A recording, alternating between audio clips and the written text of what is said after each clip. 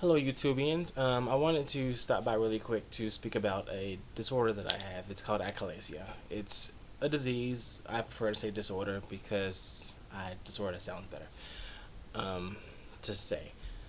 Um, Before I begin, I want to say I'm not a doctor, so look into a lot of the things that I may suggest to you. And I'm only speaking from my own personal experience, what has worked for me.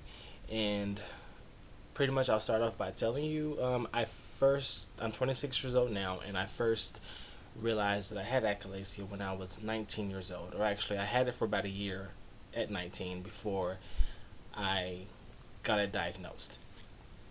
um, I remember the first thing that I attempted to eat that gave me a hard time. It was an orange, and it I remember eating the orange, and it got halfway down my throat, and it stopped, and I thought I was choking at first, and then it came back out. There wasn't like a gag for me. It was just the orange was just sitting there in my throat until it finally came back out. And um, so after that happened, I didn't think too much of it, so I didn't go directly to the hospital after that. I thought maybe I wasn't feeling well. And so a few months went by, and it progressively got worse and worse, and I started to vomit more and more, and had a hard time keeping more and more food down, to the point of I couldn't keep water down. And at that point I realized that there was an issue, so I went to the doctor when I couldn't keep water down. And that doctor told me that I might have acid reflux, and so I decided to take some acid reflux medicines, and that did not help at all. I ended up vomiting up foam. And so I went to the doctor again, and they kind of said the same thing. They said it might have been stress related, which I think that might have been the cause of it, because many diseases come from stress. And so after that, a few months went by, and I lost like 80 pounds. I was 180 pounds, and at the last weight before I was admitted into the hospital, I was 116 pounds. And so I was there for about 2 weeks. I met a doctor named Dr. Nick, and he got some of his doctor friends, and they all came together and they performed tests on me. And the one test I remember that I think is when they finally figured out what it was the X-ray test, where they had me drink a liquid and stand in front of a X-ray screen, and they watched the liquid go down, and they figured out then that I had achalasia. And pretty much they gave me three options. They gave me the dilation option, where there's a balloon and they stretch the sphincter, I guess. And I might be very wrong about that. And then they gave me the pill option, and those two were temporary options, because they said that it might come back and bother me later on.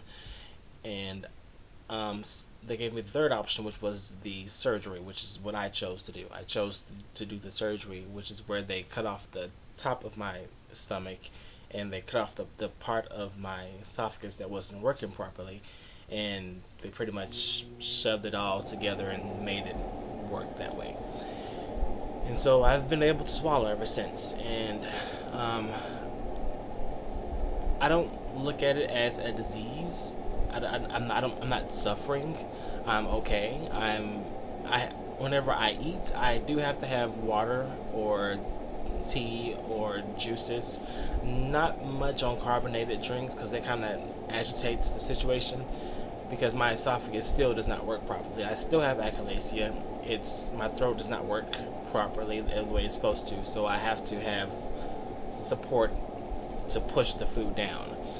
And the first few years it was a bit hard. It's been 7 years now, and I know I went through like some thoughts and stuff, like whenever I would in personal life, when I wanted to go on dates, I had a little bit of nervousness about that. And because I know when you're on a date that involves food, you have to talk. And I know for me, I every single time I had to mention that, just to make the clarification, if there was this long awkward pause in between eating, that I have to focus on swallowing. And I've also learned to not eat things that I need so much support. I like, like steaks, like just like, and if I do chew it all the way through, because the smaller the thing going down your throat is, the better. It's not good to just throw something in your mouth and just swallow it. We can't do that. It's not something I recommend. You would have a hard time. I notice I have a hard time with donuts or like really thick foods. I stay away from those. I've gotten to where I do eat a lot of softer foods now because I have a better time with soft foods. You know, at first I was kind of sad that I'm like, oh no, I'm gonna have to eat soup the rest of my life. And you can eat whatever you want. Just make sure you chew it all the way through. Um, let's see, what else can I offer? That's pretty much it. It's not. Uh, I mean, it's not terrible. It's manageable. Um, I haven't had any truly negative moments of when I eat certain things that I don't eat anymore. I would have that same situation back when I used to vomit. I would have that where it would get stuck there, and cause it's usually it was a donut or it was a donut each time. For some reason, donuts, the bread does not want to. It doesn't like me. um, that was the only thing that ever gave me an issue, and I remember vomiting. And within 7 years, I've only vomited maybe 3 times. So I would definitely, do your own research and look into what you can digest and what works for you. I know what works for me is softer foods.